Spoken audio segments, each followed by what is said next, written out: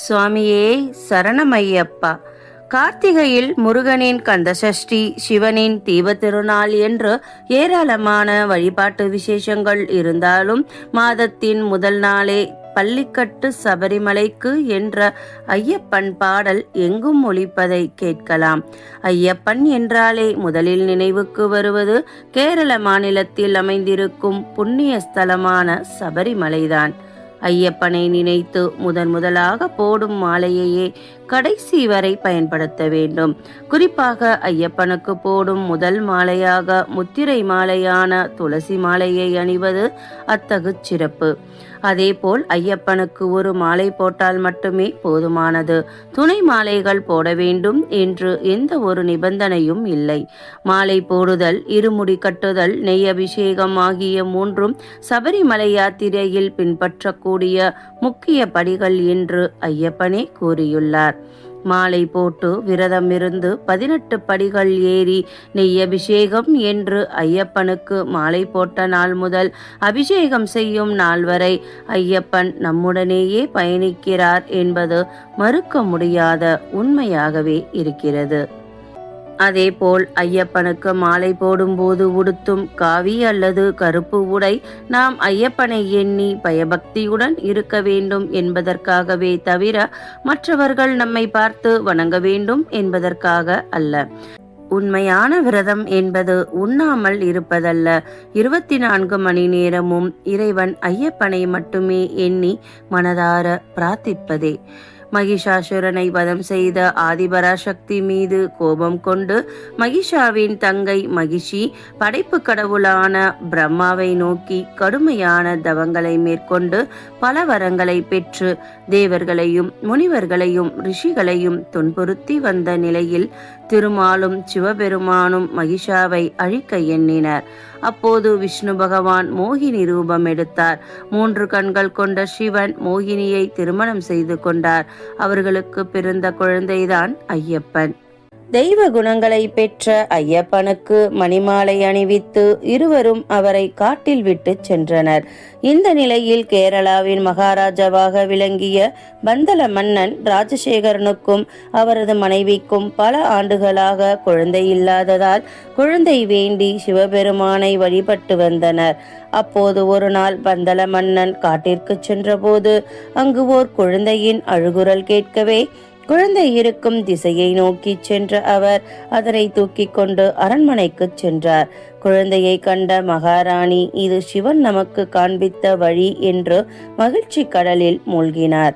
மகிழ்ச்சியில் இருந்த இருவரும் அக்குழந்தையின் கழுத்தில் மணி இருந்ததால் மணிகண்டன் என்று பெயரிட்டனர்.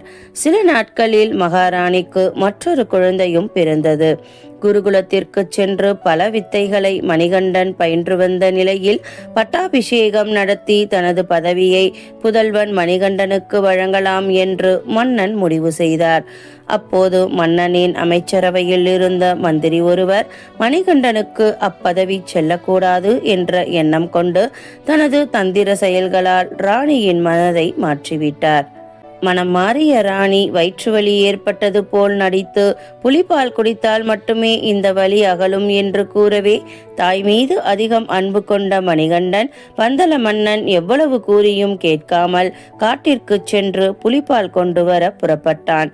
அப்படி புறப்படுகையில் மன்னன் ராஜசேகரன் தனது மகன் உண்பதற்காக ஒரு துண்டை விரித்து அதில் மணிகண்டனுக்கு பிடித்த நெய் பலகாரங்களையும் சிவனின் அருள் என்றும் இருக்க வேண்டும் என்பதற்காக 3 கண் கொண்ட தேங்காயையும் அதனுள் விஷ்ணுவை குறிக்கும் விதமாக நெய்யையும் ஊற்றி இருமுடி கொடுத்தனுப்பினார்.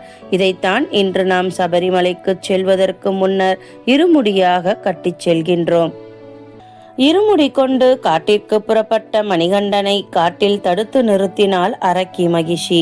மணிகண்டனோ இறுதியில் அந்த மகிஷியை வதம் செய்தார். மணிகண்டனின் கால்கள் மகிஷி மேல் படவே மகிஷி ஓர் அழகான பெண்ணாக மாறினாள். சாப விமோசனம் பெற்ற மகிஷி நீங்களே என்னை மணந்து கொள்ளுங்கள் என்று மணிகண்டனிடம் கோரினார்.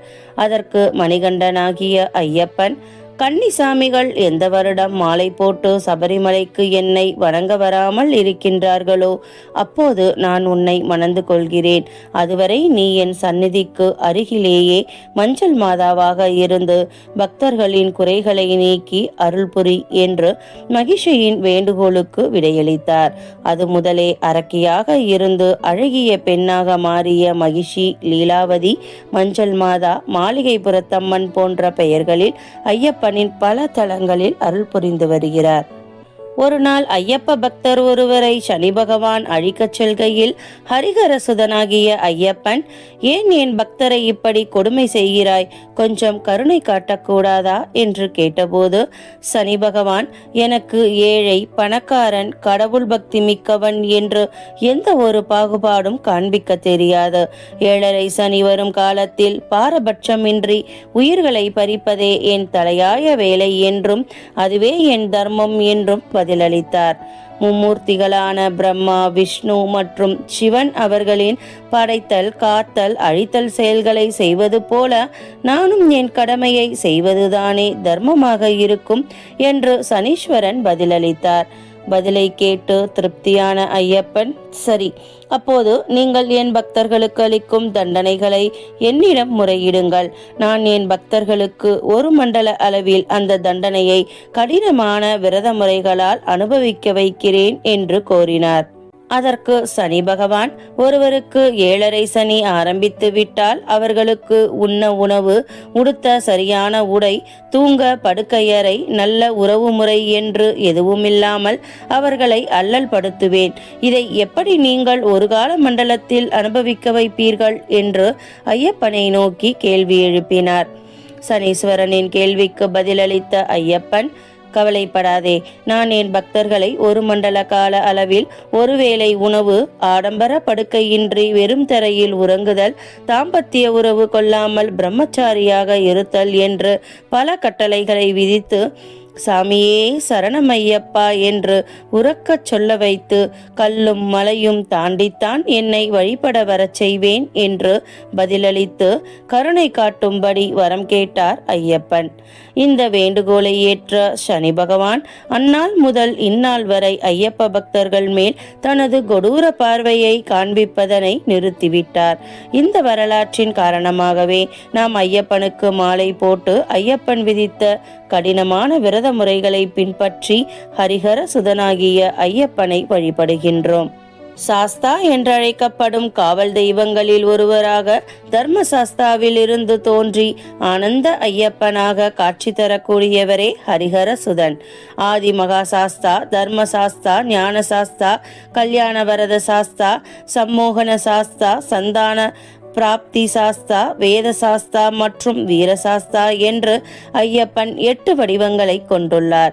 முருகனுக்கு 6 படை வீடுகள் இருப்பது போல ஐயப்பனுக்கும் சொரிமுத்தையன் கோவில், அச்சன் கோவில், ஆரியங்காவு, குளத்துப்புழை, எருமேலி, சபரிமலை என்று 6 படை வீடுகள் உள்ளன.